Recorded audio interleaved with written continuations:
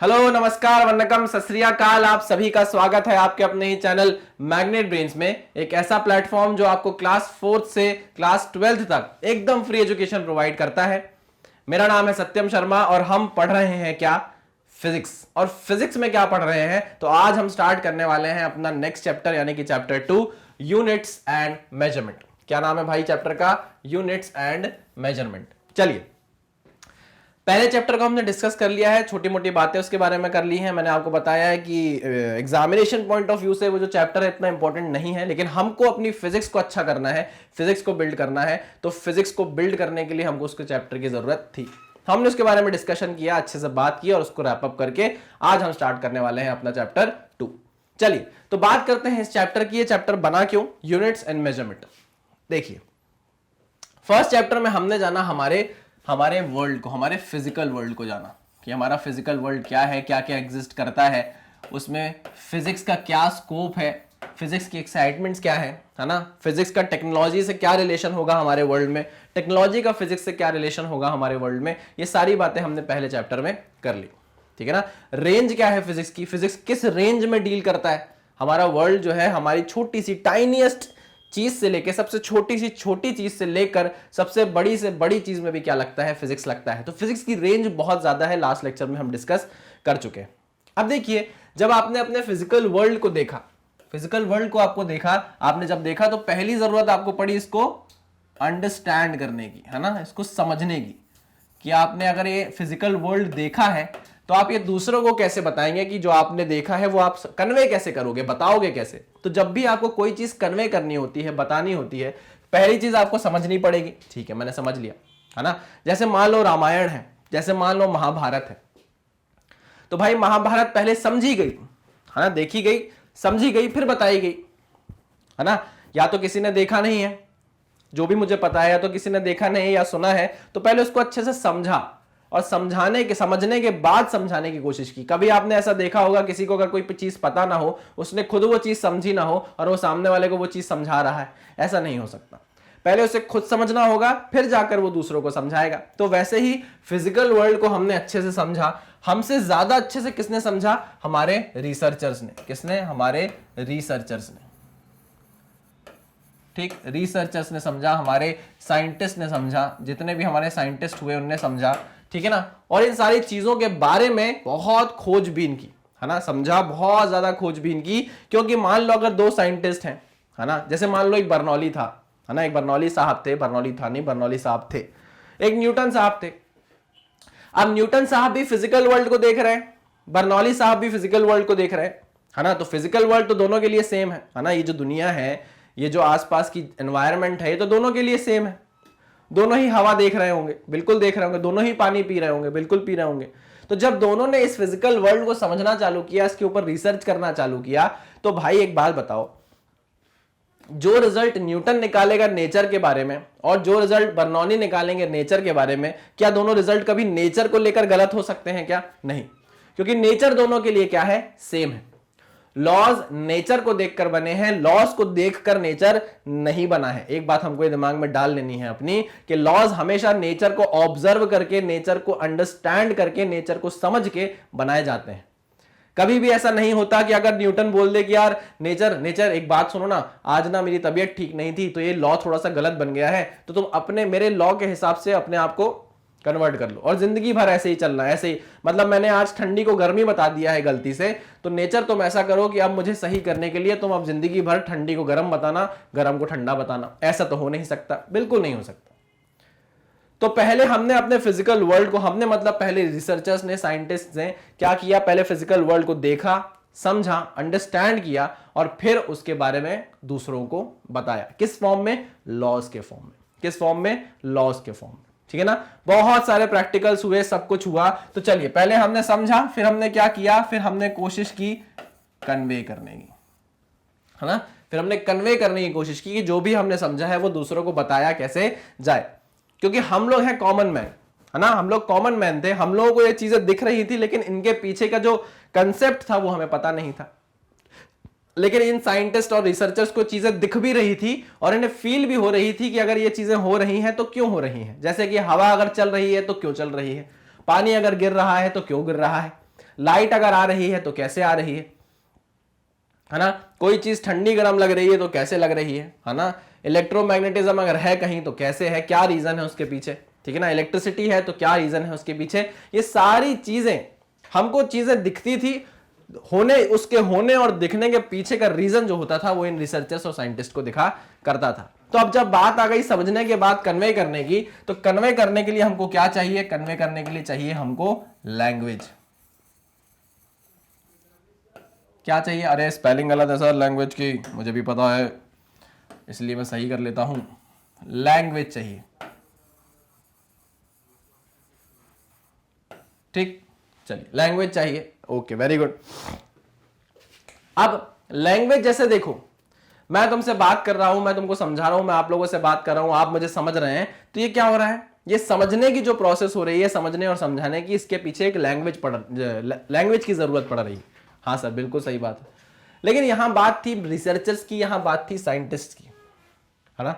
Researchers और scientist जब भी कोई चीज कन्वे करते हैं, बताते हैं, तो विद प्रूफ बताते हैं। क्या बताते हैं, विद प्रूफ बताते हैं।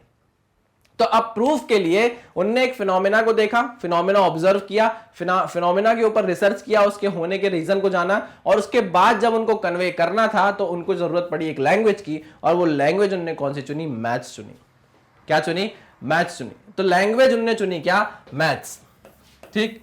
यहां पर हुआ क्या, मेल होना चालू हुआ फिजिक्स का और मैथ्स का। किसका मेल होना चालू हुआ, फिजिक्स का और मैथ्स का। यहां पर फिजिक्स ऑब्जर्व करके बताई गई, ये हो रहा है, ये फिनोमेना हो रहा है, ऐसे हो रहा है, वैसे हो रहा है, और उसको कन्वे करने के लिए बहुत रिगरस इक्वेशंस लगी, मैथमेटिक्स की इक्वेशन लगी, जिसको हमने हमारी लैंग्वेज बोला। जैसे कि अगर मैं आपसे बोलूं कि बताओ इसका क्या मतलब है, इसका क्या मतलब है, बताओ, क्या आप इस मैथमेटिकल लैंग्वेज को समझ गए, बताओ, मुझे बताओ।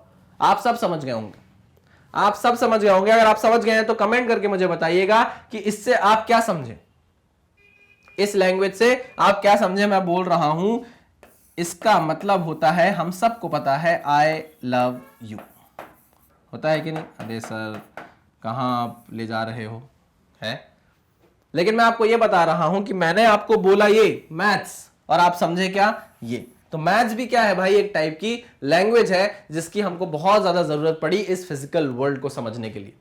फिजिकल वर्ल्ड में हर वो चीज जो हो रही थी, जो समझी जा रही थी, उसके पीछे का रीजन निकाला जा रहा था। उस रीजन को निकालने के बाद कन्वे किया जा रहा था बाकी आम लोगों को कि भाई ये देखो ऐसे हो रहा है, ये ऐसे हो रहा है, ये ऐसे हो रहा है, सब कुछ कन्वे किया गया।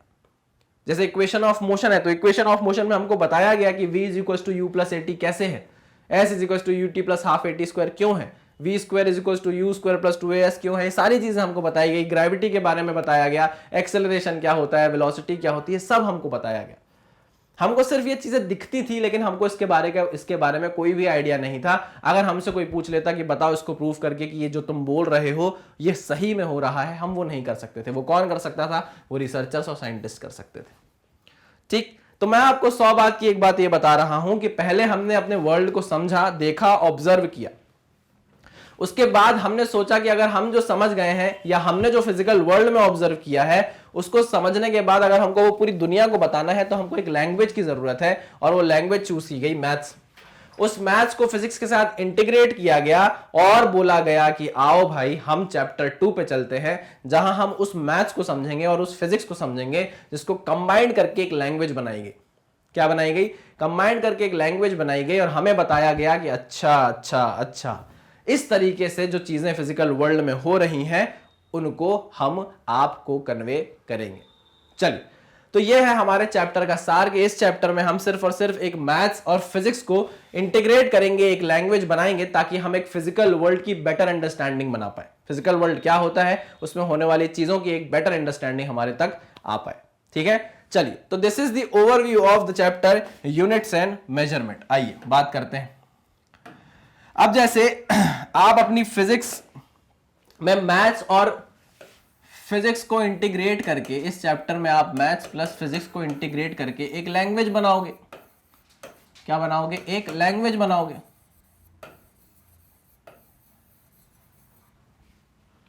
बनाओगे कि नहीं, हाँ, एक लैंग्वेज बनाओगे, ठीक है। अब भैया जब भी कोई लैंग्वेज बनती है तो उसके कुछ बेसिक्स होते हैं। जैसे अगर मैं बात करूं, अगर आपको इंग्लिश बोलनी है तो इंग्लिश में आपको चाहिए A B C D up to Z. आपको कितने अल्फाबेट्स चाहिए? 26 अल्फाबेट्स चाहिए, और उनकी मदद से आप पूरी इंग्लिश लैंग्वेज बता सकते हो। हाँ कि ना?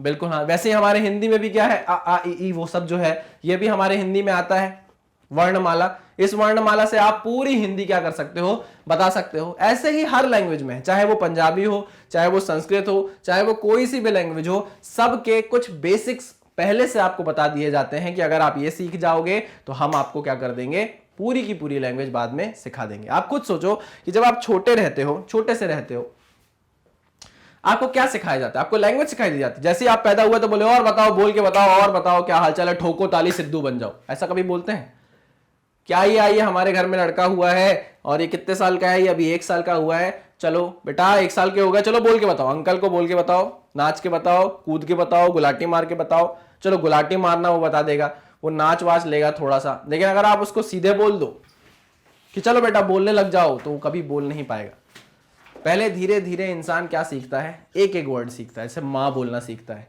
पापा बोलना सीखता है, धीरे धीरे फिर वो लैंग्वेज पूरी सीखता है ना? जब वो लैंग्वेज थोड़ी सी बोलना सीखता है, बोलने के लायक होने लगता है या समझने के लायक होने लगता है, तब उसे स्कूल भेजा जाता है और अल्फाबेट सिखाए जाते हैं। स्कूल जैसे ही पहुंचा उसको ABCD सिखाई जाती है, उसको A सिखाई जाती है। क्यों? क्योंकि आगे यही वो बेस है जो उसको आगे मदद करेगा लैंग्वेज सीखने में, लैंग्वेज समझने में। आई मेरी बात समझ में? हाँ सर। तो इसलिए जब हम फिजिक्स आगे पढ़ेंगे ना, हम अभी फिजिक्स के केस में क्या है, 1 साल के बच्चे हैं, हमने अभी फिजिकल वर्ल्ड ही बस पढ़ा है। तो जैसे हम 1 साल के हो गए हैं, अब हमको आगे बढ़ना है धीरे से। अपनी लैंग्वेज को समझने के लिए हमको ABCD और AAEE की जरूरत है। तो ये यूनिट्स एंड मेजरमेंट आप समझ लो, ये वही ABCD और AAEE है जो आपको फिजिक्स पूरी की पूरी समझने में बहुत ज्यादा मदद करेंगे। क्लियर? हाँ सर क्लियर, बढ़िया। तो चलिए स्टार्ट करते हैं हम अपने चैप्टर को, देखते हैं हमको किस चीज से स्टार्ट करना है। आइए चलो, वेरी गुड। ये है क्या भाई? ये है हमारा ओवरव्यू। हमको क्या क्या देखना है इस चैप्टर में, कंटेंट जरा देख लेते हैं। देखिए हमको पढ़ना है यूनिट्स और डायमेंशंस के बारे में, डायमेंशंस ऑफ फिजिकल क्वांटिटीज के बारे में, है ना? उसका एनालिसिस पढ़ना है, डायमेंशन का एनालिसिस क्या होता है और उसके एप्लीकेशन क्या है।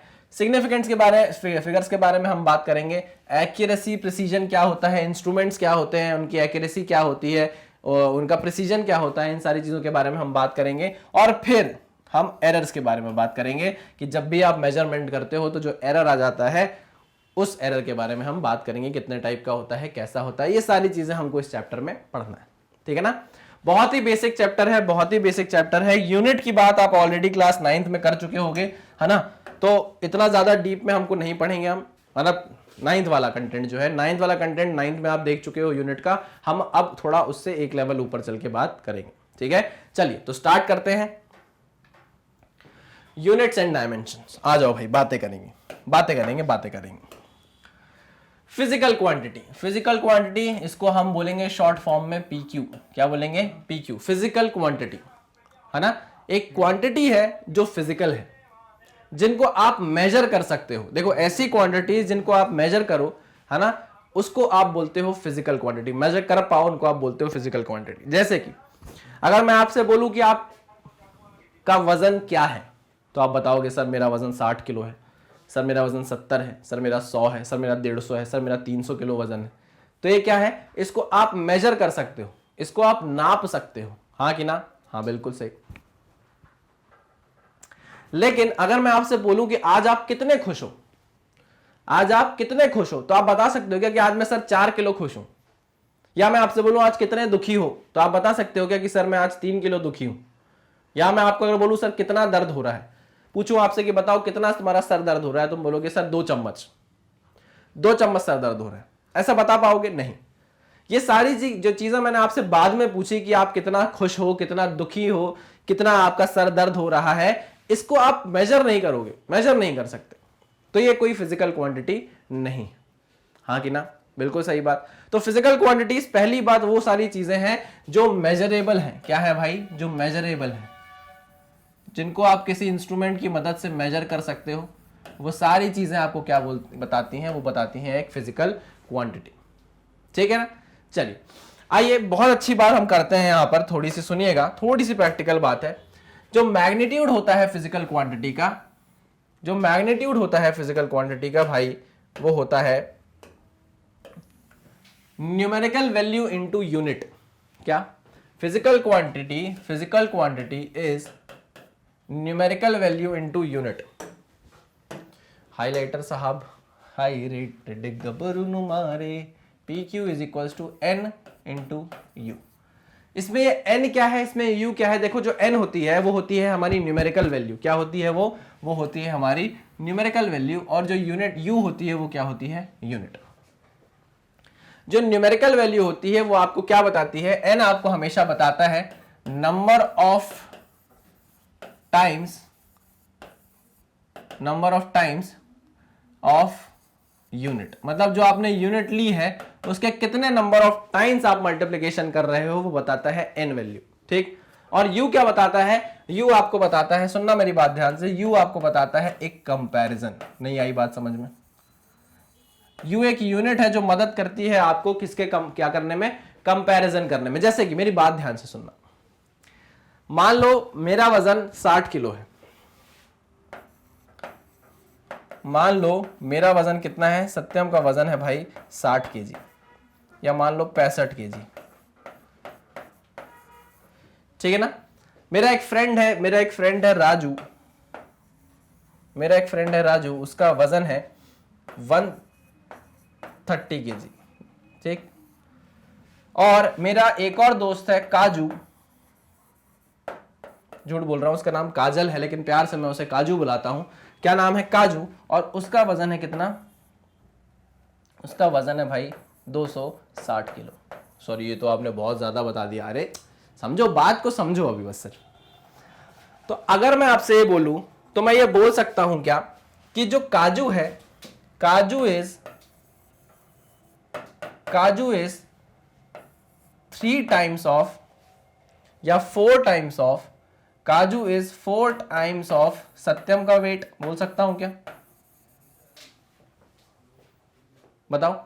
हाँ सर, बिल्कुल बोल सकते हो आप, क्योंकि सत्यम का वेट सर 65 किलो है और 65 किलो को 4 से मल्टीप्लाई किया जाएगा तो 260 केजी आ जाएगा। तो आप देख सकते हो कि काजू का कंपैरिजन किससे किया जा रहा है? सत्यम से किया जा रहा है। काजू के अंदर कितने सत्यम आ सकते हैं? काजू के वेट के अंदर कितने सत्यम के वेट आ सकते हैं? 4 सत्यम के वेट आ सकते हैं। मतलब काजू सत्यम की वेट की क्या है? 4 गुना है। बिल्कुल सही बात। तो यहां पर मैं आपको क्लियरली बता सकता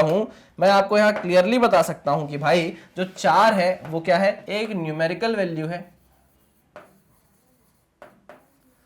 4 जो है वो एक क्या है? न्यूमेरिकल वैल्यू है। और सत्यम क्या है? सत्यम यहां पर एक यूनिट है जिससे कंपैरिजन किया जाता है। यूनिट ऑफ कंपैरिजन, यूनिट है जिससे क्या किया जा रहा है? कंपैरिजन किया जा रहा है। अगर मैं यूनिट बदल दूंगा तो क्या कंपैरिजन बदल जाएगा? हाँ बिल्कुल बदल जाएगा। अगर मैं पूछूं काजू के अंदर कितने राजू हैं, काजू के वेट के अंदर कितने राजू हैं, तो आप बोलोगे sir Kaju is equal to 2 times of Raju.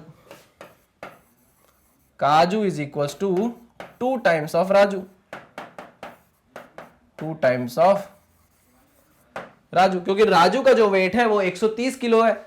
130 into 2 करेंगे तो काजू का वेट आ जाएगा कि नहीं आ जाएगा? तो देखो यहां पर न्यूमेरिकल वैल्यू चेंज हो गई क्योंकि यूनिट भी क्या हो गई? चेंज हो गई। लेकिन काजू का वेट चेंज हुआ है क्या? नहीं, काजू का वेट उतना ही है, बस कंपेयर जिससे किया जा रहा है वो यूनिट चेंज हो रही है, इसलिए न्यूमेरिकल वैल्यू भी क्या हो गई है? चेंज हो गई। क्लियर बात? क्लियर बात। इसी चीज की बात मैं आपसे कर रहा था कि जब आपको किसी फिजिकल क्वांटिटी का मैग्नीट्यूड निकालना होता है, तो आपको 2 चीजों की जरूरत पड़ती है। एक तो होता है आपका n, एक होता है u, जिसमें जो n होता है वो आपको न्यूमेरिकल वैल्यू बताता है किसकी? उस यूनिट की जिससे आप कंपेयर कर रहे हो। अगर आपको 65 केजी की यूनिट से कंपेयर करना था तो उसका 4 गुना है काजू का वेट। अगर आपको 130 केजी की यूनिट से कंपेयर करना था तो उसका 2 गुना है काजू का वेट। आई मेरी बात समझ में? हाँ sir. So this is the magnitude of physical quantity. आइए जरा आगे बढ़ते हैं और देखते हैं कि ये जो थ्योरी हमको दी गई है इसमें हमको क्या समझाने की कोशिश की गई है ना? आई होप आपको ये बात समझ में आई होगी कि ये फिजिकल क्वांटिटी एक मेजरेबल क्वांटिटी होनी चाहिए। ऐसा नहीं कोई भी ओंगी पोंगी चीज आप लेकर आ जाओ और उसको फिजिकल क्वांटिटी बोल दो, वो एक मेजरेबल क्वांटिटी होनी चाहिए। ठीक, अच्छा। All the quantities which are used to describe the laws of physics are known as physical quantity। ये दूसरी डेफिनेशन है। ऐसी सारी क्वांटिटीज जो आगे जाके हमको फिजिक्स के लॉज को डिफाइन करने में मदद करेंगी, इन सारी क्वांटिटीज को हम क्या बोलते हैं? Physical quantities. यानी कि फिजिकल वर्ल्ड को डिफाइन करने के लिए जो क्वांटिटीज हमको चाहिए उसको हम क्या बोलेंगे? फिजिकल क्वांटिटीज बोलेंगे। और अगर आप फिजिकल क्वांटिटीज किसी को बोल रहे हो तो उसका मैग्नीट्यूड भी बताना पड़ेगा, और मैग्नीट्यूड बताने के लिए आपको जरूरत है न्यूमेरिकल वैल्यू और यूनिट की। याद रखना, मैग्नीट्यूड आप तभी बता पाओगे जब वो क्वांटिटी मेजरेबल हो, ठीक है ना?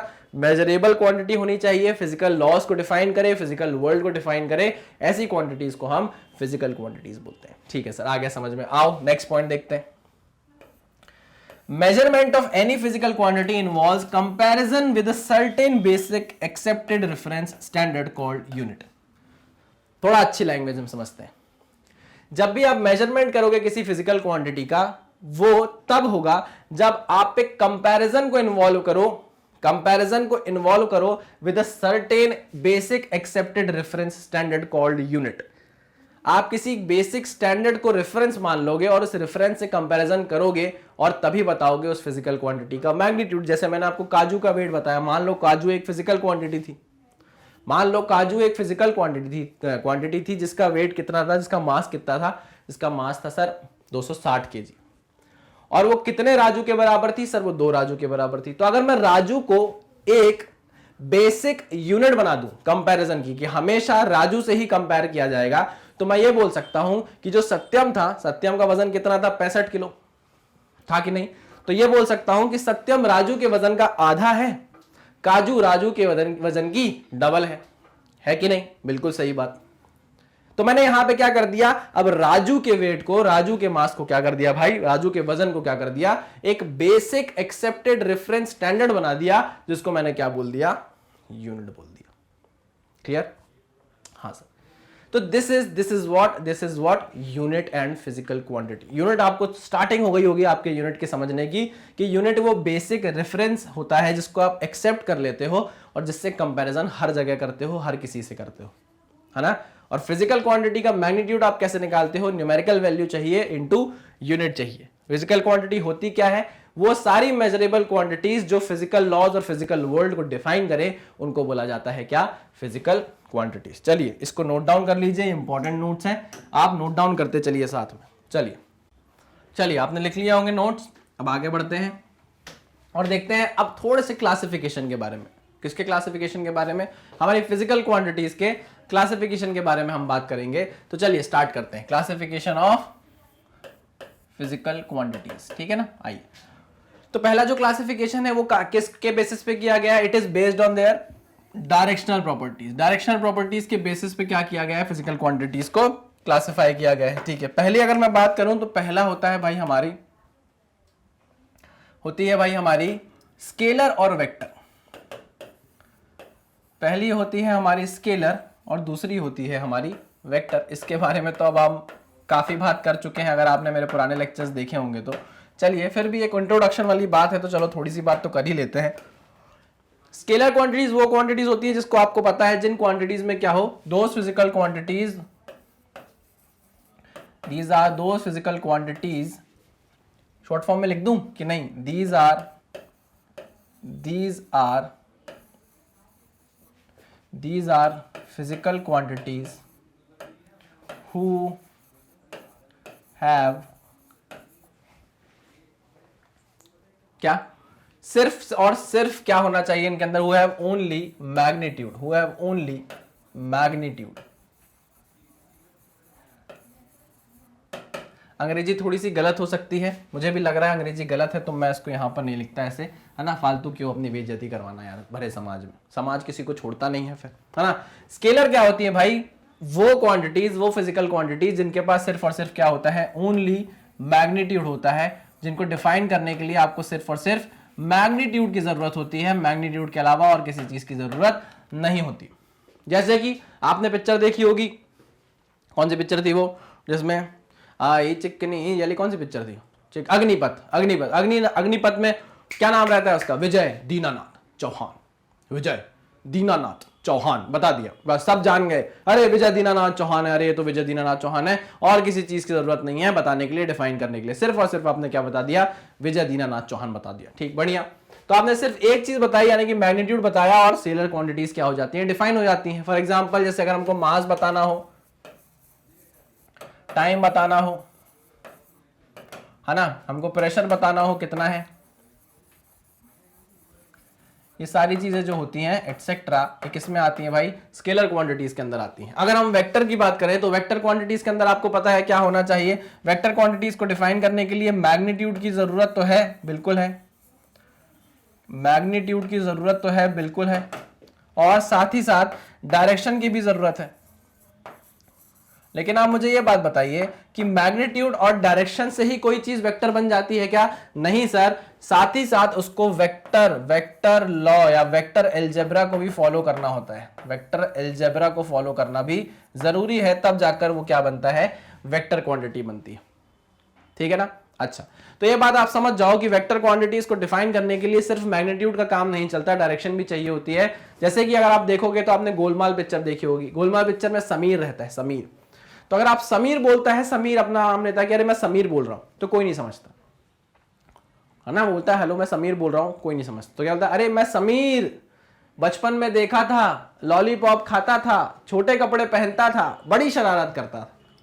तो उसको समीर को डिफाइन करने के लिए चार चीजों की जरूरत पड़ गई भाई। खाली समीर से कोई समझ नहीं रहा था, उसको छोटे बचपन में देखा था, लॉलीपॉप खाता था, छोटे कपड़े पहनता था, बड़ी शरारत करता था। ये चार चीजों को बताना पड़ा, तब जाकर समीर को कोई समझा, नहीं तो कोई नहीं समझ रहा था। वैसे ही वेक्टर होता है, वेक्टर का अगर अकेला आप मैग्नीट्यूड बता दोगे तो कोई नहीं समझेगा, उसको डायरेक्शन भी देनी पड़ेगी, उसको वेक्टर अलजेब्रा को भी फॉलो करना पड़ेगा, तब जाकर वो क्या बनेगा, एक वेक्टर बनेगा, है ना। हमने पढ़ा है, बहुत पढ़ा है, जैसे अभी देखा force, momentum, acceleration etcetera, acceleration etcetera, ये सारी चीजें क्या है भाई, ये सारी चीजें क्या बनती हैं, हमारी वेक्टर्स क्वांटिटी बनती है। ठीक है ना, क्लियर है। अच्छा, एक चीज और है, कुछ क्वांटिटीज ऐसी भी हैं भाई, कुछ क्वांटिटीज ऐसी भी हैं भाई जिनका काम मैग्नीट्यूड डायरेक्शन बस से नहीं चलता है, मैग्नीट्यूड डायरेक्शन बस से नहीं चलता है। उन क्वांटिटीज को बताने के लिए हमको तीसरी एक क्लासिफिकेशन देना पड़ा, जिसको बोला गया टेंसर क्वांटिटीज। इसको जानना जरूरी नहीं है, बस ये एक्स्ट्रा इन्फॉर्मेशन है जो मैं आपको बता रहा हूं। इन क्वांटिटीज को जानने के लिए आपको मैग्नीट्यूड डायरेक्शन के साथ साथ प्लेन भी चाहिए होता है कि किस प्लेन में ये मैग्नीट्यूड और डायरेक्शन हो रही, लग रही, ठीक है ना, जानने की जरूरत नहीं है। टेंसर क्वांटिटीज कौन सी क्वांटिटीज होती है, जैसे मोमेंट ऑफ इनर्शिया है, मोमेंट ऑफ इनर्शिया जो है, मोमेंट ऑफ इनर्शिया जो है वो भी क्या है भाई, एक टेंसर क्वांटिटी है। ठीक है ना, टेंसर की जरूरत अभी आपको नहीं है, ये तो एक इंफॉर्मेशन थी जो मैंने आपको दे दी है। जो इन कैटेगरीज में फॉल नहीं करती क्वांटिटीज, वो इस कैटेगरी में फॉल करती है, जिसको आप टेंसर क्वांटिटीज बोलते हो। ठीक है ना, चलिए मैं इसको अभी हटा देता हूं, नहीं तो आप कंफ्यूज हो गए, फालतू कोई मतलब नहीं है, इसको हटा दिया, जो काम का है उसको हमने लिख लिया। ठीक, क्लियर, चलिए वेरी गुड, इस चीज को आप नोट डाउन कर लीजिए, स्क्रीनशॉट ले लीजिए, फिर हम आगे बढ़ते हैं। चलिए, पहले ही पढ़ा है सर हमने, तो आगे बढ़ते हैं। तो डायरेक्शनल प्रॉपर्टीज के बेसिस पे हमने अपनी फिजिकल क्वांटिटीज को डिफाइन किया है, एक तो क्लासिफाई किया है, एक तो हमने उसको बोला है स्केलर, एक तो हमने उसको बोला है वेक्टर, और एक आगे जाके अब पढ़ोगे आप कभी बन जाएगा टेंसर। ठीक है ना, स्ट्रेस वेस जो पढ़ोगे ना, स्ट्रेस वेस सब टेंसर क्वांटिटीज बता दी जाएंगी आगे जाके। चलिए कोई बात नहीं, आगे बढ़ते हैं। Next is classification of physical quantity based on their dependency. किस पे भाई, किस पे क्लासिफिकेशन किया गया है, बेस्ड ऑन देयर डिपेंडेंसी, कि किस पे क्या डिपेंडेंसी है उसके बारे में बात की गई है। आओ जरा बात करते हैं। देखो, इसका जो पहला क्लासिफिकेशन है बहुत ही प्यारा क्लासिफिकेशन है, वो है फंडामेंटल और बेस क्वांटिटी। फंडामेंटल और बेस क्वांटिटीज। अच्छा, ये कौन सी क्वांटिटीज होती है सर, तो ये वो क्वांटिटीज है जिनको डिफाइन करने के लिए इनको किसी और क्वांटिटी की मदद नहीं चाहिए। ये वो क्वांटिटीज हैं, those quantities, these quantities do not need, these quantities do not need do not need any other physical quantities to define them,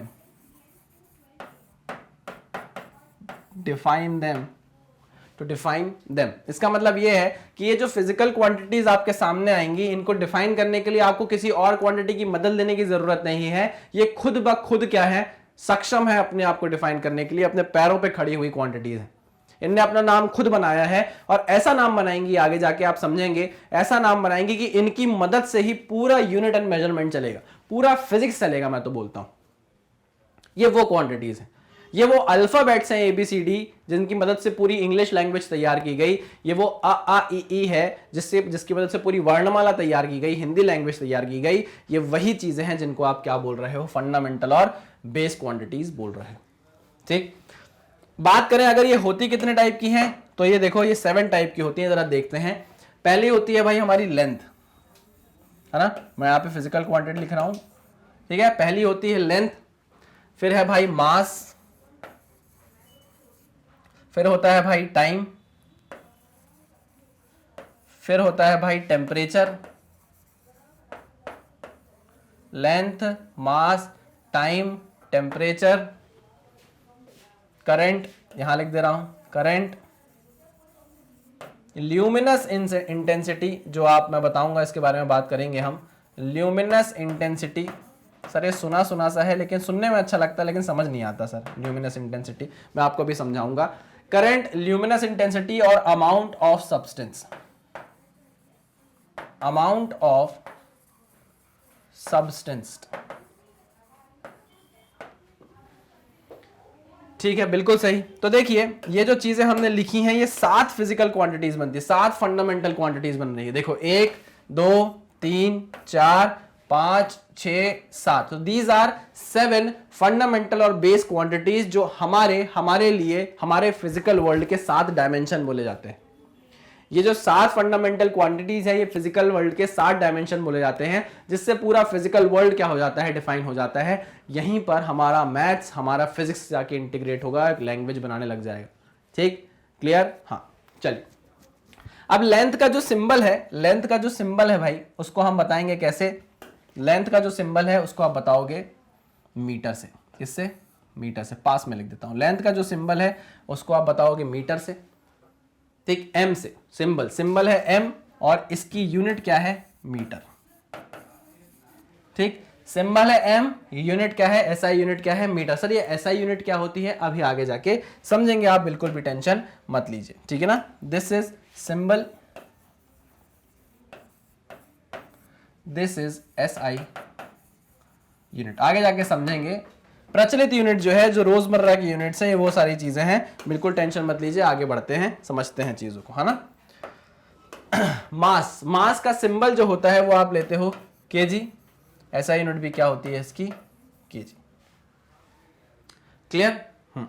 चलिए टाइम की बात करें, अगर हम टाइम की बात करें तो टाइम के लिए आप सिंबल लेते हो एस और ऐसा यूनिट होती है इसकी सेकेंड। ठीक है ना। टेम्परेचर की अगर मैं बात करूं तो इसके लिए सिंबल लेते हो आप के, ऐसा यूनिट होती है इसकी केल्विन, है ना। क्लियर? चलिए सिमिलरली करंट की अगर मैं बात करूं तो करंट का जो सिंबल होता है वो होता है भाई capital A, ampere, stands for ampere, और यूनिट क्या है भाई, एम्पियर। ठीक, अगर बात करूं ल्यूमिनस इंटेंसिटी, ल्यूमिनस इंटेंसिटी क्या होती है, जैसे मान लो मेरे कॉलेज में प्रैक्टिकल होता था तो उसमें क्या है, जैसे कोई लैब है, अब लैब में क्या है, लाइट इंस्टॉल करवानी है, लाइट्स इंस्टॉल करानी है, तो चेक करना पड़ता है कि कहाँ नेचुरल लाइट कहाँ ज्यादा आ रही है, कहाँ कम आ रही है, तो हम वहां पर ट्यूबलाइट लगा देंगे जहां नेचुरल लाइट नहीं पहुंच पा रही है। तो एक ऐसा हमारे साथ में एक ऐसा डिवाइस होता था, इंस्ट्रूमेंट होता था, उसको आप ऐसे लेकर जाओ ना, ऐसे ऐसे फिरो, पूरे लैब में लेके ऐसे फिरते रहो, तो वो ल्यूमिनस इंटेंसिटी बताता था कि यहाँ पर कितनी रोशनी है, कितनी ज्यादा कितनी कम। तो अगर किसी एरिया में कम रोशनी होगी तो मैं ट्यूबलाइट ऑब्वियस सी बात है वहां लगा दूंगा, वहां थोड़ी ना लगाऊंगा जहां ऑलरेडी सनलाइट बढ़िया आ रही है। तो इसकी मदद से हम ल्यूमिनस इंटेंसिटी चेक करके लाइट को इंस्टॉल करवा देते थे, जिससे बिजली का बिल भी कम आता था और ऑप्टिमाइजेशन हो जाता था। क्लियर है? चलिए, तो ल्यूमिनस इंटेंसिटी जो होती है उसका जो सिंबल होता है CD, और ऐसा यूनिट होती है कैंडला। कैंडल से याद रखना, कैंडला। ठीक है, आ जाता है अमाउंट ऑफ सब्सटेंस। तो अमाउंट ऑफ सब्सटेंस की जो सिंबल होता है अमाउंट ऑफ सब्सटेंस का वो होता है MOL, और जो यूनिट होती है वो भी होती है MOL, ठीक है ना, मोल। क्लियर? चलिए, तो ये हमको सिंबल्स याद रखने थे कुछ, और कुछ ऐसा यूनिट्स याद रखनी थी। उससे ज्यादा जरूरी है हमको ये 7 क्वांटिटीज याद रखना है, जिसको आप फंडामेंटल क्वांटिटी और बेस क्वांटिटी बोल रहे हो। आगे जाके जो भी क्वांटिटीज डिफाइन होंगी वो इनके बेसिस पे ही डिफाइन होगी। अगर आपको सत्यम लिखना है तो सत्यम लिखने के लिए आपको S की जरूरत है, A की जरूरत है, T की जरूरत है, Y की जरूरत है, A की जरूरत है, M की जरूरत है। तो ये जो SATYAM है, ये सारी की सारी क्या है, फंडामेंटल क्वांटिटीज है। इसी से सत्यम बना है, नहीं तो सत्यम कभी बन नहीं पाता। क्लियर बात है? चलिए, तो इसको नोट डाउन करिए, फिर हम आगे बढ़ते हैं। तो ये हो गई हमारी फिजिकल फंडामेंटल और बेस क्वांटिटीज। अच्छा, इसमें एक चीज और देख लेते हैं जरा, थोड़ा सा। यहां पर जो मैंने मास लिखा है, मास की जो ऐसा यूनिट लिखी है, देखो पूरी नहीं लिखी है, इससे कंफ्यूज मत होना, किलोग्राम है ना, नहीं तो आप लोग बोलोगे सर आपने किलोग्राम को केजी क्यों लिख दिया, ठीक है ना। और यहाँ पर जो हमारा अमाउंट ऑफ सब्सटेंस है, इसकी ऐसा यूनिट हो गई मोल, MOLE, सिंबल हो गया MOL, ठीक है ना। ई हटा के क्या हो गया सर, ई भी लगा ही देते, इतना करने से क्या हो गया। चलिए कोई बात नहीं, जैसा हमको बताया गया है हम वैसी ही लैंग्वेज डिस्कस कर रहे हैं, है ना। अब आप मुझसे बोलो कि ए को ए ऐसा क्यों बना दिया गया, ए को ऐसा क्यों नहीं बताया गया, तो भाई वो तो बड़े लोग हैं, बड़े लोगों ने जो डिसाइड किया, छोटे लोगों को वही मानना पड़ेगा, हम वही मान रहे हैं। चलिए, तो ये हो गई हमारी फंडामेंटल क्वांटिटीज। आगे बढ़ते हैं, और अब हमको देखना है सेकंड पॉइंट, सेकंड क्लास, मतलब बेस्ड ऑन देयर डिपेंडेंसी में फर्स्ट पॉइंट हमने देखा फंडामेंटल और बेस क्वांटिटीज। सेकंड हमको देखना है डिराइव्ड क्वांटिटीज। क्या देखना है भाई, डिराइव्ड क्वांटिटीज, ठीक, डिराइव्ड क्वांटिटीज। चलिए, नाम में ही इतना अच्छे से बता दिया गया है कि क्वांटिटीज क्या है, डिराइव की गई।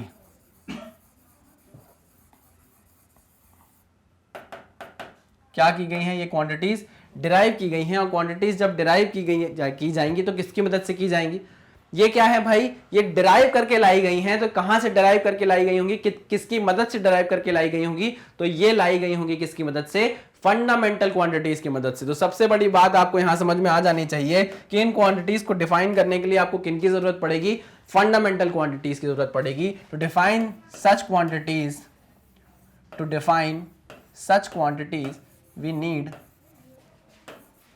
to define such quantities we need, to define such quantities we need fundamental quantities, we need fundamental quantities, we need fundamental quantities, ठीक, we need fundamental quantities, ठीक। अगर फंडामेंटल क्वांटिटीज आपके पास नहीं होंगी तो आप कभी भी डिराइव क्वांटिटीज को एक्सप्लेन नहीं कर पाओगे। क्लियर? सबसे अच्छी बात, हाँ, है ना। तो आप हमेशा फंडामेंटल, जैसे घर वाले की अगर मैं आपको बताऊं, जब आप छोटे रहते हो, आप बच्चे रहते हो, सब बोलते हैं कि यार शर्मा जी का लड़का है, या शर्मा जी का लड़का है, या शर्मा जी का लड़का है। तो शर्मा जी के लड़के को डिफाइन करने के लिए शर्मा जी को जानना जरूरी है, नहीं तो आप कभी भी नहीं बता पाओगे कि वो शर्मा जी का लड़का है। अगर कोई बोल दे कि वो शर्मा जी का लड़का है और आप शर्मा जी को ही नहीं जानते तो कैसे जानोगे कि ये किसका लड़का है। तो यहां पर शर्मा जी जो हो गए वो फंडामेंटल क्वांटिटी हो गए, शर्मा जी जो हो गए वो फंडामेंटल क्वांटिटी हो गए, और जो शर्मा जी का लड़का था वो डिराइव्ड क्वांटिटी है। किससे डिराइव होकर आया है, वो शर्मा जी से डिराइव होकर आया है।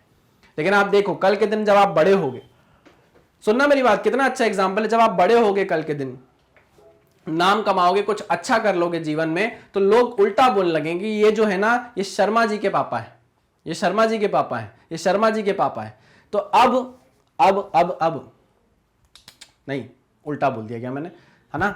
शर्मा जी का बेटा जब बोला तो हमने बोल दिया भाई कि ये जो शर्मा जी का बेटा है, इनको जानने के लिए आपको पहले शर्मा जी को जानना होगा, तभी आप जान पाओगे कि ये किनका बेटा है। तो हमारे जो शर्मा जी हो गए, मेन आदमी हो गए, वही फंडामेंटल क्वांटिटी हो गए। उनसे डिराइव होकर कौन बना, उनका बेटा। यही बात समझ में। लेकिन जब बेटा बड़ा हो गया, बेटे ने नाम कमा लिया, नाम रोशन कर दिया अपने पापा का, तो अब सब बोलने लगे कि भाई ये जो हैं ये शर्मा जी के पापा हैं, ये शर्मा जी हो गया। आई मेरी बात समझ में। तो पहले जो क्वांटिटी डिराइव्ड थी, जब उसने बहुत अच्छा काम कर लिया, आपने बहुत अच्छा काम कर लिया, आपने नाम रोशन कर दिया अपने पापा का, तो अब आपके पापा डिराइव्ड क्वांटिटी हो गए और आप क्या बन जाओगे, फंडामेंटल क्वांटिटी। ये बहुत अच्छी बात होती है लाइफ में, हमको इसलिए मेहनत करनी है कल के दिन कि हमको हमारे पापा के नाम से ना जाना जाए, हमारे पापा को हमारे नाम से जाना जाए। आई बात समझ में। तो ये बात हो गई फंडामेंटल क्वांटिटी और डिराइव्ड क्वांटिटी की। ठीक, तो डिराइव्ड क्वांटिटीज वो सारी क्वांटिटीज थी जिनको डिफाइन करने के लिए आपको किसकी जरूरत है, फंडामेंटल क्वांटिटीज की जरूरत है। जैसे कि कोई भी, अरे भाई ये तो बहुत सारी हैं, जब 7 फंडामेंटल हैं तो बाकी आप सोच लो ना कितनी सारी फिजिकल क्वांटिटीज हैं, सारी की सारी क्या हो जाएंगी, डिराइव्ड हो जाएंगी। जैसे कि फॉर एग्जांपल के लिए क्या, फोर्स एक डिराइव्ड क्वांटिटी है जो मास इंटू एक्सेलरेशन से आएगा, मास उसमें फिजिकल, मास उसमें फंडामेंटल क्वांटिटी है, लेकिन एक्सेलरेशन फिर से डिराइव्ड क्वांटिटी है। ये देखो, दिस इज फंडामेंटल या बेस क्वांटिटी, फंडामेंटल या बेस क्वांटिटी, और ये क्या है, ये है डिराइव्ड क्वांटिटी, ये है भाई डिराइव्ड क्वांटिटी।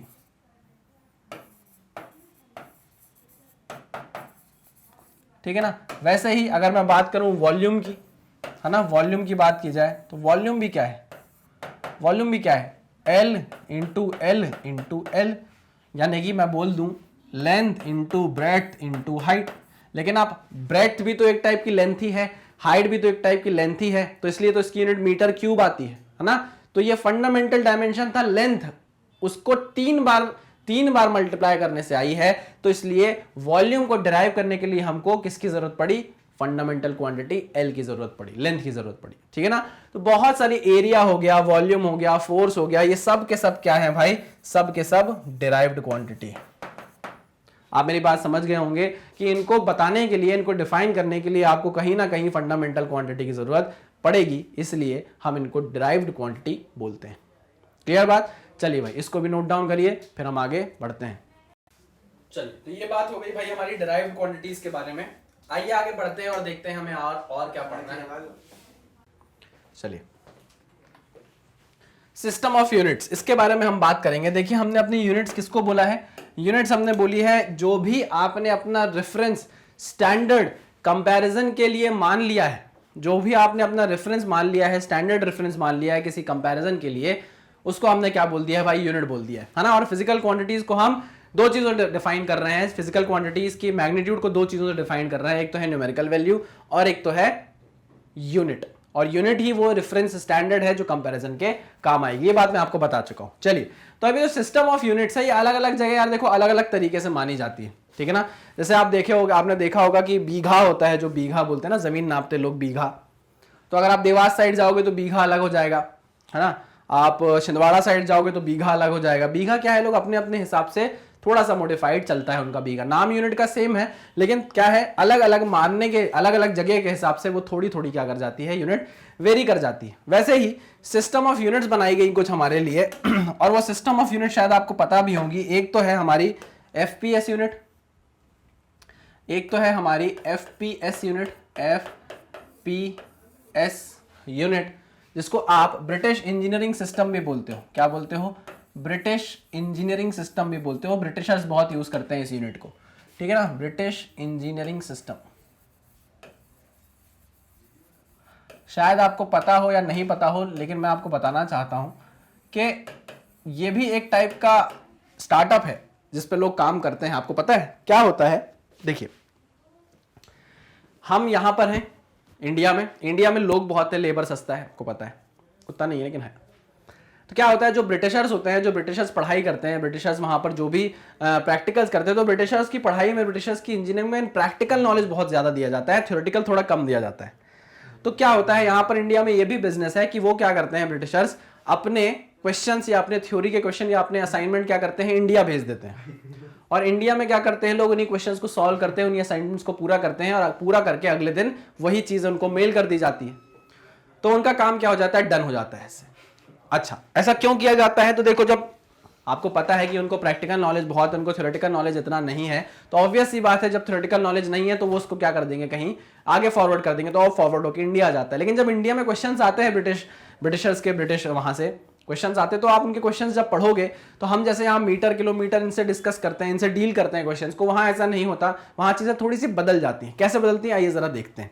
आप समझ नहीं रहे होंगे, लेकिन मैं अभी आपको क्वेश्चन बताऊं, अभी आपको समझाऊंगा तो आपको चीज समझ में आ जाएगी। ठीक, एफपीएस और ब्रिटिश इंजीनियरिंग सिस्टम, पहले सिस्टम ऑफ यूनिट्स की बात कर रहे हैं। मेजर करने का, यूनिट को बोलने के तरीके अलग अलग है। तो यूनिट को बताने के जो पहला तरीका है वो है एफपीएस और ब्रिटिश इंजीनियरिंग सिस्टम। आइए जरा इसको देखते हैं। तो इन this system length, in this system length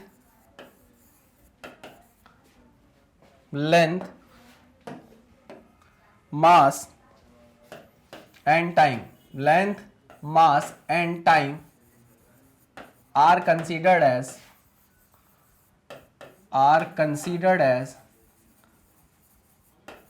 ये मैं अभी लिख रहा हूं, दोबारा नहीं लिखूंगा क्योंकि सब में यही लिख रहा है। In this system length mass and time are considered as fundamental quantities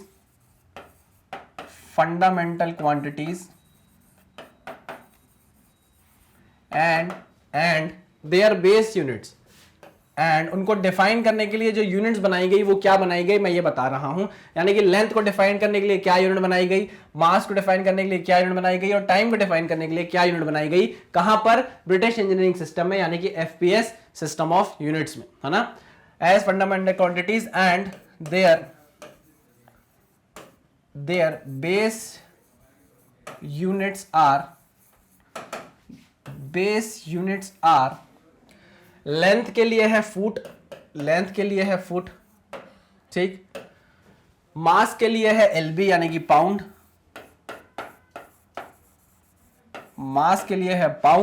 और टाइम के लिए है सेकंड। टाइम के लिए क्या है? सेकंड, रिस्पेक्टिवली, ठीक है ना।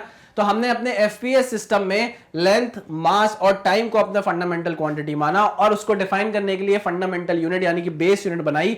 और एफपीएस सिस्टम में वो बेस यूनिट क्या होती है? लेंथ को डिफाइन करने के लिए फुट, मास को डिफाइन करने के लिए पाउंड और टाइम को डिफाइन करने के लिए सेकंड। तो फुट का एफ, पाउंड का पी और सेकंड का एस उठाकर क्या बना दिया गया? एफपीएस सिस्टम ऑफ यूनिट्स बना दिया गया। ये ब्रिटेन में बहुत ज्यादा यूज होता है। ब्रिटिश बोल रहा हूं, ब्रिटेन में बहुत ज्यादा यूज होता है। ब्रिटिशर्स बहुत ज्यादा इसको यूज करते हैं। तो मैं आपको ये बता रहा था कि जो असाइनमेंट्स बाहर से आते थे करने के लिए क्वेश्चन, जो स्टार्टअप्स इंडिया में चल रहे हैं, वो असाइनमेंट्स बाहर से जब आते थे, आप जैसे आपने चेक का नाम सुना होगा, अलग अलग ऐसे चेक होते हैं, उसमें आप क्या करते हो? क्वेश्चन उनके असाइनमेंट सॉल्व करते हो।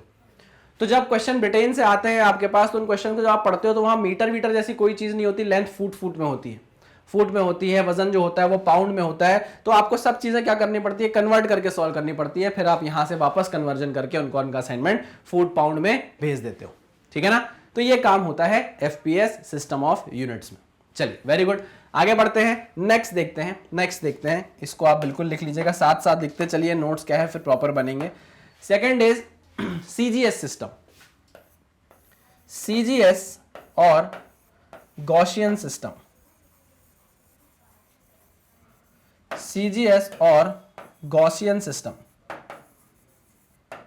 ठीक है। अगर आप चाहो तो आपने एफपीएस से बनाया क्या? फुट, पाउंड, सेकंड, तो आप क्या सीजीएस से बना सकते हो कोई चीज? हाँ सर, हमको समझ में आ रहा है कि यहां पर भी तीन फंडामेंटल यूनिट्स होंगी, थ्री फंडामेंटल फिजिकल क्वांटिटीज होंगी, लेंथ, मास और टाइम। लेंथ को यहां हम सेंटीमीटर से बता देंगे, मास को यहां हम ग्राम से बता देंगे, टाइम को हम यहां सेकंड से बता देंगे। बहुत ही बेसिक चीज है ना। चलिए, वही चीज मैं यहां पर फिर लिख रहा हूं, इन दिस सिस्टम, फिर वही चीज, in this system length, mass and time are considered as fundamental quantities and their base units are, इसका मतलब समझते हैं ना आप? यही चीज मैंने वापस यहां पर रिपीट कर दी है, वही definition same. and their base units are, अब फुट की जगह क्या हो जाएगा? सेंटीमीटर। क्या हो जाएगा भाई? सेंटीमीटर। ये हो गया आपका सेंटीमीटर, ठीक। पाउंड की जगह क्या हो जाएगा? पाउंड की जगह हो जाएगा ग्राम, हो जाएगा, एंड टाइम की जगह वापस सेकंड हो जाएगा, respectively. This is your Gaussian system या सीजीएस सिस्टम। चलिए, इसको नोट डाउन करिए, फिर हम आगे बढ़ते हैं। ये दो टाइप की यूनिट्स अब हमने देख ली हैं, सिस्टम ऑफ यूनिट्स। अब हमको तीसरी सिस्टम ऑफ यूनिट्स की तरफ चलना है। आइए उसकी तरफ चलते हैं और बात करते हैं तीसरी सिस्टम ऑफ यूनिट्स की, जो कि है बहुत important, MKS system.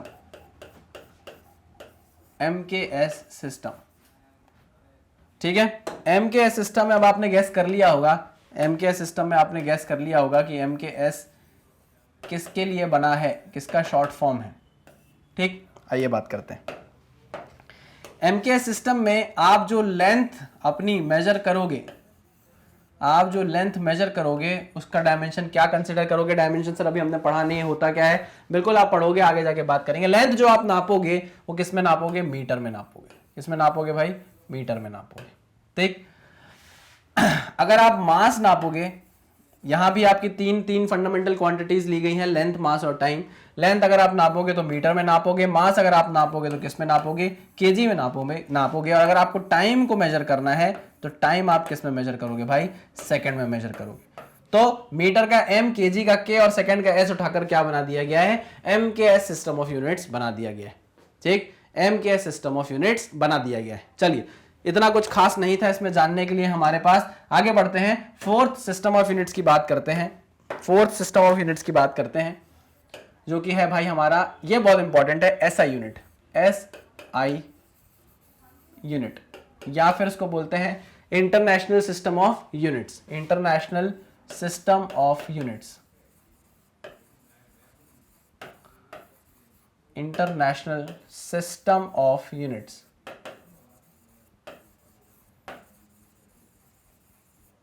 International system of units, ठीक है ना। इसी को आप एसआई यूनिट्स बोलते हो, जो बहुत ज्यादा जगह चलती है ना। ऐसा नहीं है जहां एफपीएस नहीं चल रही है, एफपीएस ब्रिटेन में ज्यादा चलती है, उसको छोड़कर अगर देखा जाए तो बहुत सारी जगह क्या माना जाता है, एसआई यूनिट्स को ही माना जाता है। उसी के हिसाब से कैलकुलेशंस की जाती हैं, उसी के हिसाब से डायमेंशंस डिसाइड किए जाते हैं। आइए मैं अगर बात करूं तो एसआई यूनिट को आप मोडिफिकेशन ऑफ एमकेएस यूनिट भी बोलते हो। क्या बोलते हो, modification of MKS unit. Modification of MKS unit बोल रहा हूं, MKS system, modification of MKS system. इसको आप रैशनलाइज्ड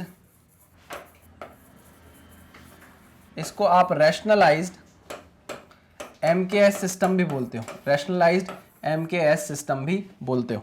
ठीक, इंपॉर्टेंट पॉइंट है, देखो इतना जरूरी नहीं है, लेकिन जो जो बात जानने लायक है वो मैं आपको पॉइंट वाइज बता दे रहा हूं कि हम इसको मोडिफिकेशन ऑफ एमकेएस सिस्टम भी बोलते हैं, हम इसको रैशनलाइज्ड एमकेएस सिस्टम भी बोलते हैं। इसमें सेम वही चीज है, देखो इसमें सेम वही चीज है कि आप लेंथ को मीटर मान रहे हो, आप मास को केजी से देख रहे हो, और आप टाइम को किस में मेजर कर रहे हो, सेकंड में मेजर कर रहे हो। लेकिन इसके बदौलत आपने क्या किया, दो सप्लीमेंट्री यूनिट्स भी निकाली, 2 सप्लीमेंट्री यूनिट्स भी डिराइव की गई। किसकी मदद से, 2 सप्लीमेंट्री यूनिट्स भी डिराइव की गई भाई, किसकी मदद से, इंटरनेशनल सिस्टम ऑफ यूनिट्स की मदद से। उनके अंदर इन 2 सप्लीमेंट्री यूनिट्स की बात की गई है, जिसको हम आगे जाके अभी डिस्कस करेंगे। एक तो हमारा निकलेगा एंगल, जिसकी यूनिट होगी रेडियन, एक निकलेगा स्टेरेडियन, यानी कि सॉलिड एंगल, उसकी भी रेडियन होगी, उसकी भी क्या होगी हमारी यूनिट होगी। ठीक है ना। अच्छा, मैंने आपको सिर्फ इतना बताया है यहां पर काम की बात कि जो एमकेएस सिस्टम है उसी को मॉडिफाई अगर किया गया है तो इंटरनेशनल सिस्टम ऑफ यूनिट्स ने एसआई यूनिट्स बोला गया है, उसको बोला है। ठीक है ना। उसको हमने रैशनलाइज्ड एमकेएस सिस्टम भी बोला है, और रैशनलाइज्ड सिस्टम एमकेएस सिस्टम की मदद से हमने 2 सप्लीमेंट्री यूनिट्स डिफाइन की है। किसकी, एक तो हमारे एंगल की और एक सॉलिड एंगल की, है ना। क्लियर है, जिसको आप रेडियन और स्टेरेडियन बोलोगे। क्लियर, चलिए, वेरी गुड। तो ये हो गया भाई हमारी 4 सिस्टम ऑफ यूनिट्स, एक तो हो गई एफपीएस, एक हो गई सीजीएस, एक हो गई एमकेएस और एक हो गई इंटरनेशनल सिस्टम ऑफ यूनिट्स। अब इन्हीं की मदद से हम जनरली हम यूज करते हैं एसआई यूनिट को। जनरली नहीं, 99% केसेस में हम यूज करेंगे एसआई यूनिट का ही, है ना। तो बहुत इंपॉर्टेंट होगा आपको एसआई यूनिट को याद रखना। एसआई यूनिट से ही हम बहुत सारे क्वेश्चन ऐसे उड़ा देंगे। ठीक है ना। चलिए, तो ये हो गया भाई हमारा सिस्टम ऑफ यूनिट्स कंप्लीट। आगे बढ़ते हैं और देखते हैं हमें और क्या चीजें पढ़नी है, आप इसको नोट डाउन कर लीजिए। चलिए, वेरी गुड, आगे बढ़ते हैं, आ जाओ।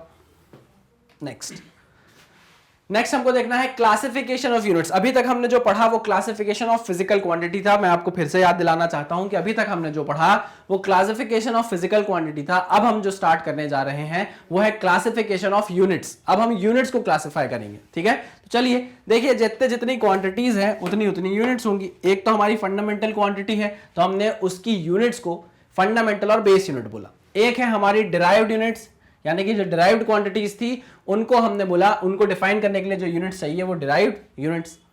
फिर मैंने आपको बताया कि अभी हम बात करेंगे सप्लीमेंट्री क्वांटिटी की, और सप्लीमेंट्री क्वांटिटीज को डिफाइन करने के लिए क्या चाहिए, सप्लीमेंट्री यूनिट्स चाहिए।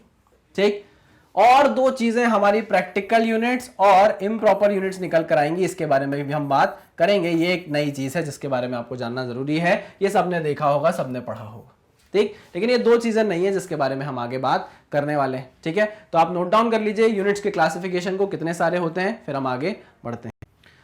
इन यूनिट्स को जानने के बाद अब हम आगे बढ़ते हैं, थोड़ा सा और बात करते हैं इन सारी यूनिट्स के बारे में। आइए, तो पहले हमको बात करना है फंडामेंटल एंड बेस यूनिट के बारे में। तो देखिए जो हमने फंडामेंटल क्वांटिटीज डिफाइन की थी वो क्या क्या थी भाई, एक तो थी हमारी लेंथ, है ना, एक थी हमारी मास, लेंथ, मास, टाइम, टेम्परेचर, ये याद हो जानी चाहिए, लेंथ, मास, टाइम, टेम्परेचर। उसके बाद था हमारा करंट, इलेक्ट्रिक करंट। उसके बाद ल्यूमिनस इंटेंसिटी, ल्यूमिनस इंटेंसिटी, और लास्ट में था हमारा क्या, अमाउंट ऑफ सब्सटेंस, है ना। तो इनको डिफाइन करने के लिए अमाउंट ऑफ सब्सटेंस था, इन सारी चीजों को, इन 7 फंडामेंटल क्वांटिटीज को डिफाइन करने के लिए जो आपको यूनिट्स की जरूरत पड़ी, जो सारी यूनिट्स की जरूरत पड़ी, उसको आपने क्या बोला भाई, फंडामेंटल यूनिट्स या बेस यूनिट बोला। मैंने आपको बताया था भाई, लाओ इसकी एसआई यूनिट एक बार फिर से डिस्कस कर लेते हैं।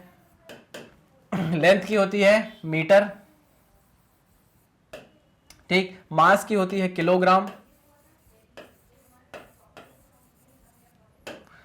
टाइम की होती है सेकेंड, ठीक, टेम्परेचर की होती है केल्विन, करंट की होती है हमारी एम्पियर, ल्यूमिनस इंटेंसिटी की होती है हमारी कैंडेला, क्या मिला sir, candela. Amount of substance की क्या होती है ऐसा यूनिट, अमाउंट ऑफ सब्सटेंस की ऐसा यूनिट होती है मोल, ठीक, क्या होती है भाई, मोल होती है, MOLE, मोल। ठीक, अब ये जो आपके पास ऐसा यूनिट लिखी हुई है इन 7 फंडामेंटल क्वांटिटीज की, यही क्या बन जाती है भाई, इन्हीं को आप क्या बोलते हो, फंडामेंटल यूनिट बोलते हो, यानी कि बेस यूनिट बोलते हो, कुछ भी इसमें नया नहीं है। ठीक है ना, तो फंडामेंटल क्वांटिटीज को डिफाइन करने के लिए जो यूनिट बनाई गई उनको हमने फंडामेंटल यूनिट या बेस यूनिट बोला। बहुत ही सिंपल सी बात थी, कुछ भी ऐसा खास इसमें नहीं था। चलो आगे बढ़ते हैं, आई होप आपने इसको नोट डाउन कर लिया होगा। आ जाओ आगे देखते हैं, दूसरा क्या है, दूसरा है हमारा डिराइव्ड यूनिट्स। अब डिराइव्ड यूनिट्स की बात हम कर चुके हैं, नहीं सर, डिराइव्ड क्वांटिटीज की हम बात कर चुके हैं कि ऐसी क्वांटिटीज जिसको लाने के लिए, जिसको बताने के लिए आपको फंडामेंटल क्वांटिटीज की जरूरत पड़े, उनको आप डिराइव्ड क्वांटिटीज बोलते हो। जैसे कि हो गया हमारा फोर्स, जैसे एरिया, जैसे वॉल्यूम, इन सारी चीजों को बताने के लिए, वेलोसिटी हो गया, इन सारी चीजों को बताने के लिए आपको फंडामेंटल क्वांटिटीज की जरूरत है। ठीक है, तो उन क्वांटिटीज को हम बोलते हैं डिराइव्ड क्वांटिटीज। अगर डिराइव्ड क्वांटिटीज को आपको यूनिट से डिफाइन करना है, उनके लिए यूनिट अलॉट करनी है, तो उन यूनिट को हम क्या बोलते हैं, डिराइव्ड यूनिट्स बोलते हैं। क्या बोलते हैं, डिराइव्ड यूनिट्स बोलते हैं। जैसे कि देखो units responsible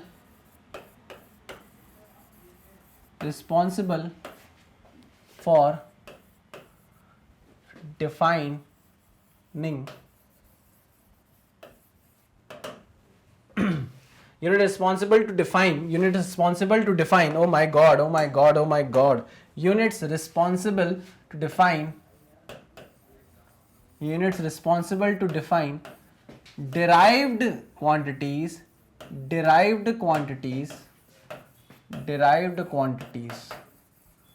are known as derived units। जैसे कि अगर मैं आपसे बात करूं वेलोसिटी की, अगर हम बात करें वेलोसिटी की, तो velocity is what, velocity is displacement upon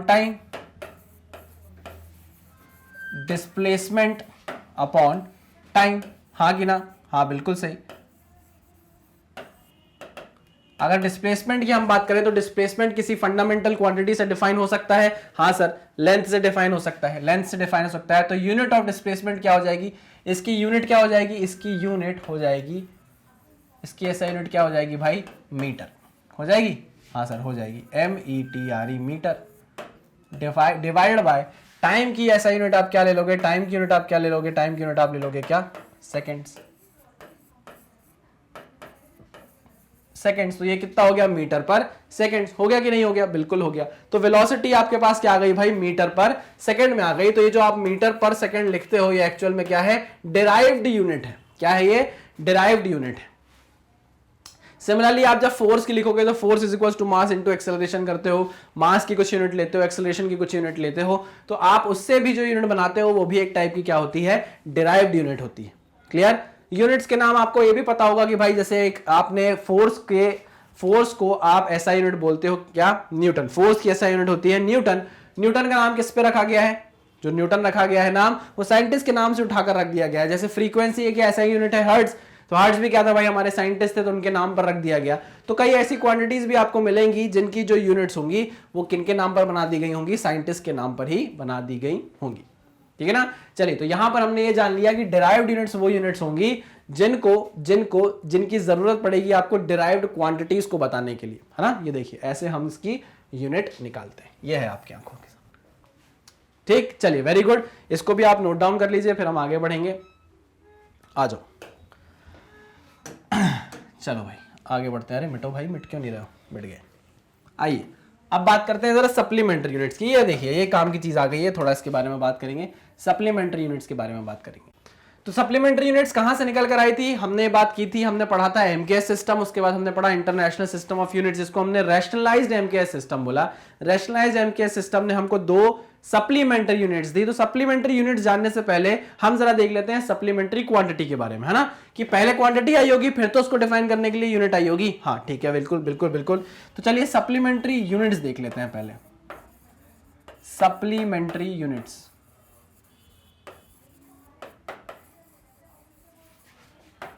supplementary units, units नहीं क्वांटिटीज यार, क्वांटिटीज।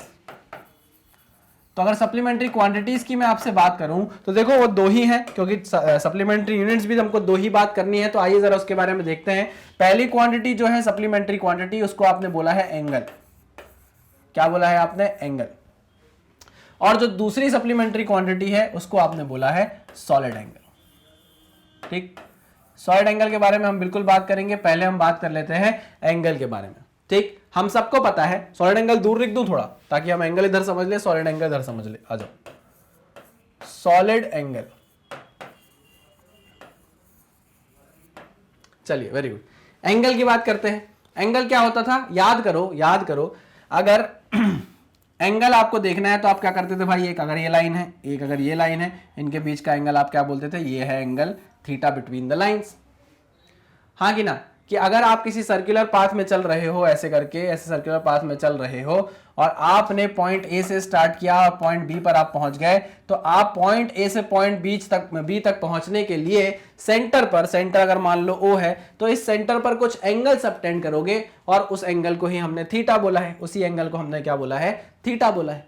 अच्छा, इस ए से बी तक चलने को आप क्या बोलते हो, इस ए से बी तक चलने की जो लेंथ होती है, ए से बी तक जो आप चलते हो उसकी जो लेंथ होती है, इसको आप क्या बोलते हो, आर्क बोलते हो। अगर आपको याद हो तो, याद है, हाँ सर याद है। और ये भी याद होगा फिर तो बहुत अच्छे से कि अगर आपको एंगल निकालना होता था तो आप बोलते थे एंगल कैसे निकलेगा, angle is equal to arc upon radius. याद करो, क्या आप ऐसा बोलते थे कि अगर ये सर्कुलर पाथ है, इसका रेडियस आर है, तो आप ऐसा बोलते थे कि आर्क अपॉन रेडियस, है ना। आप इतना समझ लो कि एक सर्कुलर पाथ था जिस पे आप चल रहे थे, आप पॉइंट ए से पॉइंट बी तक चले, आपने इतना डिस्टेंस कवर किया, इसको आपने आर्क बोला। उस सर्कुलर पूरे पाथ का ये छोटा सा पार्ट है जिसको आपने आर्क बोला। इस आर्क को अगर आप इस रेडियस से डिवाइड कर दोगे तो आपने जितना एंगल सेंटर पे सबटेंड किया है वो आपको निकलकर मिल जाएगा। अब इस एंगल को डिफाइन करने के लिए जो यूनिट बनाई गई, इस एंगल को डिफाइन करने के लिए जो यूनिट बना दी गई भाई, उसको क्या बोला गया, उसको बोला गया रेडियन। क्या बोला गया, radian. This is the supplementary unit for the supplementary quantity angle. ठीक, अच्छा रेडियन बोला गया। आप सबको पता होगा जो 360 डिग्री का एंगल होता है वो किसके बराबर होता है, 2 पाई रेडियन के बराबर। जो 180 डिग्री का एंगल होता है वो किसके बराबर होता है, वो बराबर होता है पाई रेडियन के। होता है कि नहीं, हाँ पाई रेडियन के बराबर होता है, बिल्कुल होता है। ठीक है, चलिए तो अब अगर आपको मैं बोलूं एक रेडियन क्या होता है, एक रेडियन क्या होता है, एक रेडियन क्या होता है, तो देखो जब आपकी आर्क AB की लेंथ, जब लेंथ ऑफ आर्क बराबर हो जाए radius of the circular path के, रेडियस ऑफ सर्कुलर पाथ के, तो आप उसको बोलते हो 1 रेडियन। आप उसको क्या बोलते हो? 1 रेडियन। आई मेरी बात समझ में? तब आप बोलते हो कि आपने कितना एंगल कवर किया है? 1 रेडियन का एंगल कवर किया है। आई मेरी बात समझ में? जब आपकी लेंथ ऑफ आर्क रेडियस के बराबर हो जाए तो आप बोलते हो आपने 1 रेडियन का एंगल कवर कर लिया है।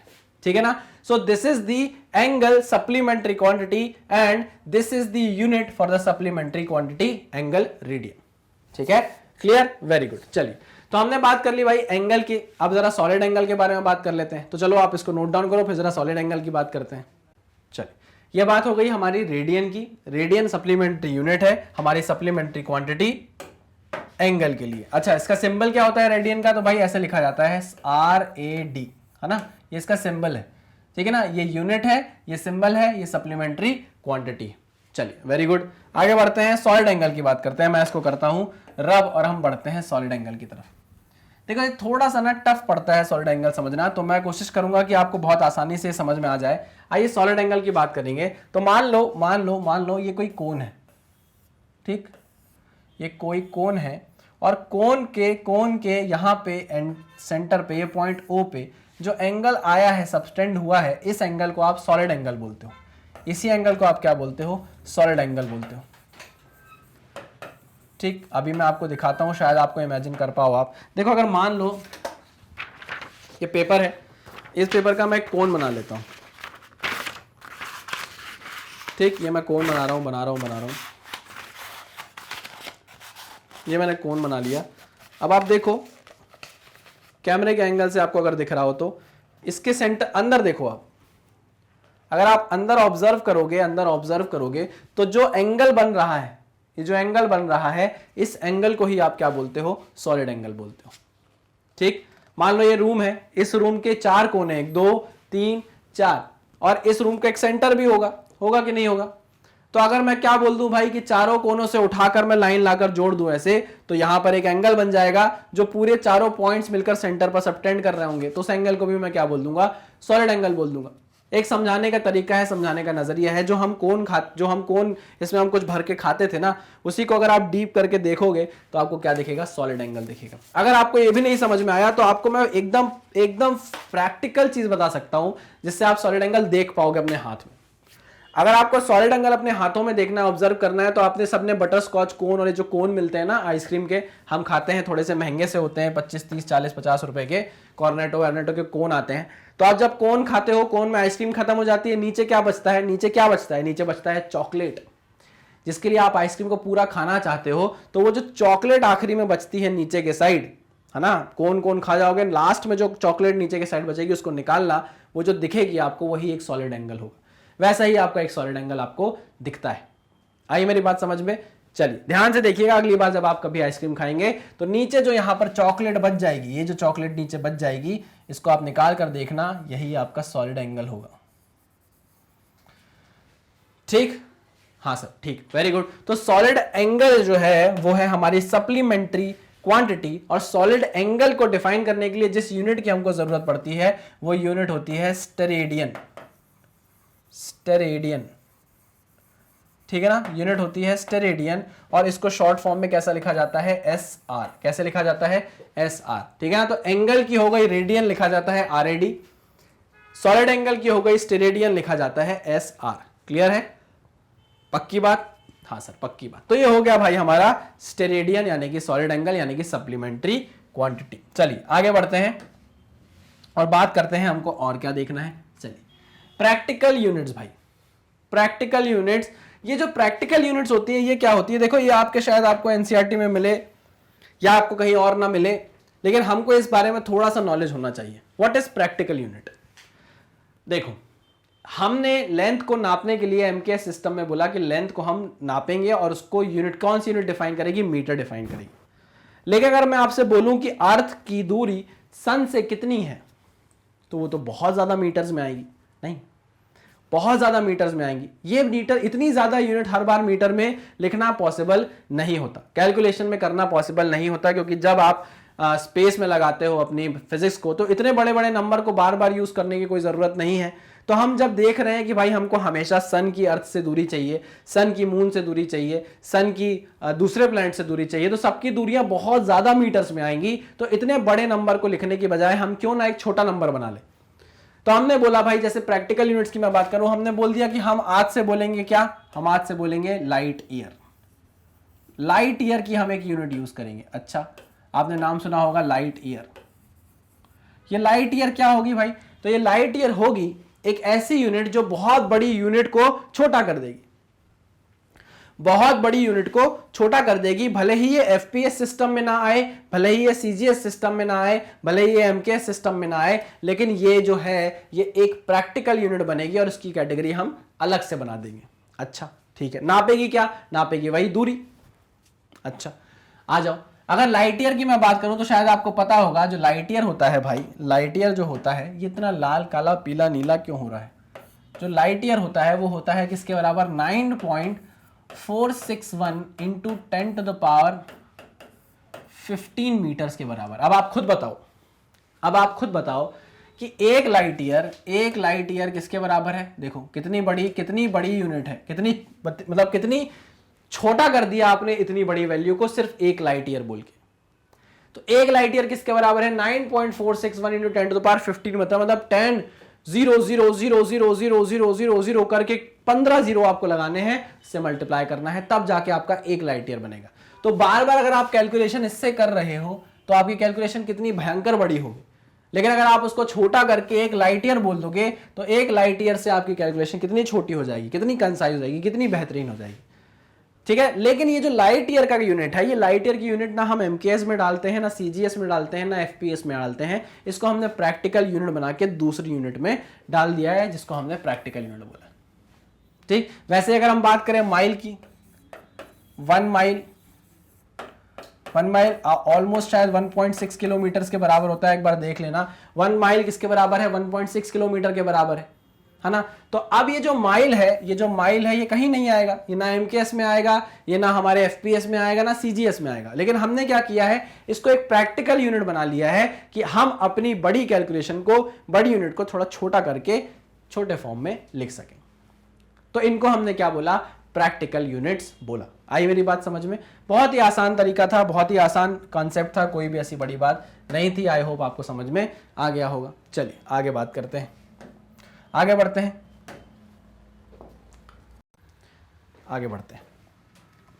अब हमको देखना है यार, देखो इम्प्रॉपर यूनिट्स मैं आपको बता दे रहा हूं, जो काम का है वो है फंडामेंटल यूनिट्स, डिराइव्ड यूनिट्स और सप्लीमेंट्री यूनिट्स। बस जो प्रैक्टिकल यूनिट की बात हमने की वो हमने आपसे की है, किसी को बताना नहीं है, आपस की बात है।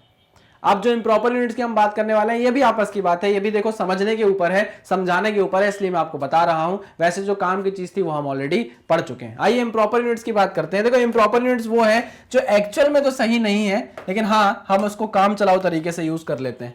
जैसे कि अगर मैं बात करूं केजी वेट की, एक यूनिट आपने देखी होगी केजी वेट। ये क्या चल गया, केजी वेट। अब ये जो केजी वेट यूनिट है ये डिफाइन करती है किसको? हमारे वेट को डिफाइन करती है ना। लेकिन अगर हम देखें तो this is KG weight is the improper unit of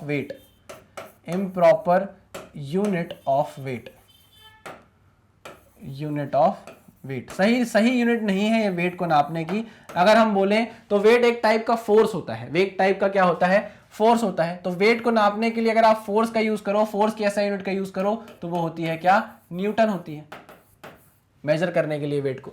लेकिन हम वेट को मेजर करते हैं किससे? केजी वेट से, है ना, क्योंकि वेट एक टाइप के फोर्स से आप डिफाइन करते हो केजी वेट की मदद से। अगर आप मास चाहो मास को डिफाइन करना, तो मास को डिफाइन करने के लिए आप किसका यूज करते हो? केजी का। लेकिन जब आपको अपने वेट को एज अ फोर्स बताना हो, तो आप यूज करते हो केजी वेट का, जो कि एक इम्प्रॉपर यूनिट है, सही तरीका नहीं है, लेकिन हम यूज करते हैं, हमारे प्रचलन में है। क्लियर? तो यही चीज मैं आपको बता रहा था कि माइल हो गया, हमारा लाइट ईयर हो गया, हमारा हॉर्स पावर हो गया। हॉर्स पावर भी आपको कहीं दिखेगा नहीं, किसी भी सिस्टम ऑफ यूनिट्स में नहीं दिखेगा, लेकिन हमने उसको एक प्रैक्टिकल यूनिट बना लिया है, हॉर्स पावर को। वैसे ही हमारी इम्प्रॉपर यूनिट्स में कुछ यूनिट्स ऐसी हैं भाई जो हमारे लिए इम्प्रॉपर है, लेकिन अब वो चल रही हैं तो उसका हम यूज करते जा रहे हैं। काम की चीज जो थी सिस्टम ऑफ यूनिट्स में, वो थी हमारी FPS system, CGS system, MKS system, SI unit. उसके बाद मैंने आपको बताया कि भाई हमारी जो यूनिट्स है उसको हमने एक तो फंडामेंटल यूनिट बताया, एक तो हमने डिराइव्ड यूनिट बताया, एक तो हमने बोला कि भाई सप्लीमेंट्री यूनिट है। सप्लीमेंट्री यूनिट कहां से निकल कर आई थी? एमकेएस, अपने मोडिफिकेशन ऑफ एमकेएस सिस्टम से, यानी कि रेशनलाइज सिस्टम से निकल कर आई थी। दो सप्लीमेंट्री यूनिट, सप्लीमेंट्री यूनिट दो निकल कर आई तो पक्की बात थी कि सप्लीमेंट्री क्वांटिटी भी दो निकल कर आई थी। वो कौन सी थी? एक तो थी एंगल, जिसकी यूनिट थी हमारी रेडियन, जिसको डिफाइन करते थे हम रेड से, RAD। क्लियर? और दूसरा था हमारा सॉलिड एंगल क्वांटिटी, जिसको हम डिफाइन करते थे किस यूनिट से? स्टेरेडियन से, और लिखते क्या थे उसका सिंबल? SR। ये सारी चीजें हमारे काम की थी। जो एक्स्ट्रा मैंने आपसे डिस्कस किया है वो किया है एक तो इम्प्रॉपर यूनिट्स और एक प्रैक्टिकल यूनिट्स। तो इन चीजों को आप अपने दिमाग में रखेंगे, ठीक है? चलिए, तो आज के लेक्चर में इतना ही। आज के लेक्चर में हम खत्म करते हैं इस छोटे से इंट्रोडक्शन को ऑफ यूनिट एंड मेजरमेंट के। आगे स्टार्ट करेंगे हम डायमेंशन से। डायमेंशंस की बात करेंगे, डायमेंशन क्या होता है, डायमेंशन एनालिसिस क्या होता है, कैसे किया जाता है, कैसे डायमेंशंस डिसाइड होते हैं, इन सारी चीजों की बात करने वाले हैं हम आने वाले लेक्चर्स में। चलिए, तब तक सावधान रहिए, सतर्क रहिए, पढ़ते रहिए। मिलते हैं नेक्स्ट लेक्चर में। Thank you very much.